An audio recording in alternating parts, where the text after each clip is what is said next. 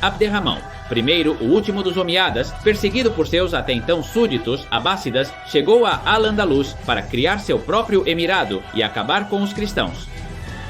Era hora de lançar o ataque. Ano 759 d.C., Abderramão I, após ter acabado com grande parte de seus oponentes na península, decidiu enviar um exército para recuperar parte dos territórios que os cristãos haviam arrebatado dos muçulmanos.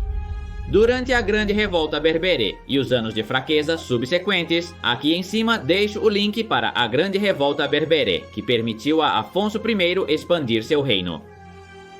Este exército era liderado pelo filho do emir, Umar. Fruela I reuniu suas tropas e partiu de Cangas de Onís para a Galícia, objetivo dos muçulmanos. Fruela dirigiu seus homens de forma rápida para se interpor no caminho de Umar, de forma que fossem os cristãos que escolhessem o campo de batalha. Fruela se posicionou nas proximidades da atual Pontevedra e lá decidiu esperar pelas hostes muçulmanas. Finalmente, Umar chegou e ocorreu uma batalha campal, a Batalha de Pontúvio, que resultou na vitória cristã e na perda de grande parte do exército muçulmano. Umar foi capturado e levado até Fruela. O rei cristão, seguindo a tradição que prevalecia naquele momento da história, decapitou Umar e enviou a cabeça para seu pai, Abderramão, como aviso do que aconteceria se os muçulmanos decidissem atacar o reino de Astúrias novamente. Agora que o plano terrestre estava assegurado, ele decidiu lutar no plano espiritual, declarou guerra ao arianismo, fortalecendo o cristianismo. Proibiu os padres de se casarem e obrigou os que já estavam a renunciar ou aos hábitos ou às suas esposas. Para demonstrar ainda mais a identificação do reino de Astúrias com o cristianismo, ele criou um bispado e construiu uma série de edifícios religiosos em Oviedo, fundando essa cidade. E quando parecia que ele havia apaziguado todas as frentes, surgiu um novo problema. No leste, os bascos se rebelaram contra o seu poder. Por quê? O mais provável é que sentissem que a lealdade deles estava com Afonso I, não com o reino de Astúrias. Então, quando ele morreu, o pacto morreu com o rei. Seja qual for o motivo, Fruela se viu na obrigação de pegar seu exército, que acabara de retornar após lutar contra os mouros, e marchar para o leste. O exército asturiano chegou a Álava e esmagou o exército rebelde. Mas claro, se ele queria que os bascos fossem leais a ele, não poderia governar com terror. O princípio de que me odeiem enquanto me temem só funciona se o poder do monarca é muito, muito grande, algo que não acontecia no reino de Astúrias. Como ainda estava solteiro, decidiu se casar com Dona Múnia, uma nobre árabe. Graças a este casamento foram criados laços de sangue entre o rei e os bascos, o que provavelmente evitaria que os bascos se rebelassem novamente. Nesse mesmo ano, surge um grave conflito para os muçulmanos do outro lado dos Pirineus. Acontece que os francos queriam expulsar definitivamente os mouros da Gália e se consolidar como a força hegemônica. Lançaram um ataque contra a Narbonense, acabando com os poucos defensores muçulmanos que lá havia. E após capturar Narbona, graças a uma traição dos godos aos muçulmanos, os francos se tornaram senhores e mestres de toda a Gália. Após a Batalha de Tours ou Poitiers, a presença muçulmana na Gália ficou muito abalada. E agora eles deram o golpe de misericórdia. Vamos voltar agora para a península, pois os problemas se sucedem um após o outro. Acontece que Fruela era bastante antipático e ganhava inimigos diariamente. O problema é que ele tinha um irmão que era mais querido. E claro, os inimigos de Fruela se tornavam amigos de seu irmão. Bimarano Fruela começou a ver conspirações por todos os lados, todas apontando para o seu irmão Bimarano. Não se sabe se as conspirações eram reais ou simples paranoias. O fato é que no ano 765 d.C., Fruela assassinou seu irmão a sangue frio. Isso causou alvoroço entre seus súditos, e os galegos aproveitaram a ocasião para se rebelar, reivindicando mais autonomia. Fruela reuniu novamente suas tropas e seguiu para o oeste para esmagar essa nova rebelião. Chegou ao território galego e enfrentou os rebeldes, esmagando a rebelião de uma só vez. E de novo, outro problema. Acontece que no ano 766, Abderramão já havia acabado com várias rebeliões na península, ao mesmo tempo que havia destruído seus opositores. Por isso, estava pronto para uma nova campanha contra os cristãos.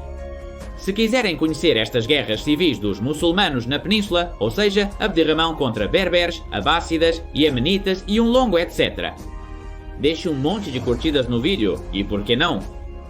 Aproveitem para se inscreverem no canal. Se vir que este vídeo consegue divulgação e um bom número de curtidas, contarei a vocês sobre essas guerras internas. O fato é que Abderramão voltava a reunir um novo exército, desta vez liderado por sua mão direita. Um homem que esteve com ele durante todas as guerras que Abderramão travou em Al-Andalus. Seu nome era Badr Abderramão. Ele não tinha nenhum interesse em se aventurar na área do Douro, pois agora era o que se conhece como o Deserto do Douro. Ou seja, uma área desabitada e sem espólio. Como resultado das ações do rei asturiano, Alfonso I, aqui em cima deixo um link para o vídeo de como este deserto foi criado. Abderramão decidiu enviar suas tropas para o flanco oeste do reino de Astúrias. Bed começou sua jornada rumo ao noroeste e na área de Burgos e Álava derrotou as forças asturianas que foram enviadas para detê-lo. Graças a esta vitória, os muçulmanos saquearam a área e impuseram tributos a todas as cidades e aldeias da região. Parecia que o Emirado de Córdoba conseguiria recuperar as terras tomadas pelos cristãos anos antes. Com essa ideia em mente e aproveitando o aumento de moral que essa vitória havia dado aos seus homens, ele ordenou ao exército que atacasse agora o extremo ocidental do reino de Astúrias, novamente evitando a zona do Douro. Os muçulmanos se aventuraram em território galego, seguindo o curso do rio Minho, pois é onde estariam os espólios mais valiosos. Lembre-se que as grandes cidades aparecem ao lado de fontes de água. No entanto, Fruela estava determinado a evitar perder o oeste do reino. Partiu com suas tropas para o oeste e foi direto ao encontro do exército muçulmano. Não se conhecem dados da batalha, nem números dos exércitos, nem táticas, nem lugar. Só se sabe que os cristãos esmagaram os muçulmanos e estes tiveram que voltar ao Emirado sem espólio. E agora sim, com o moral baixo.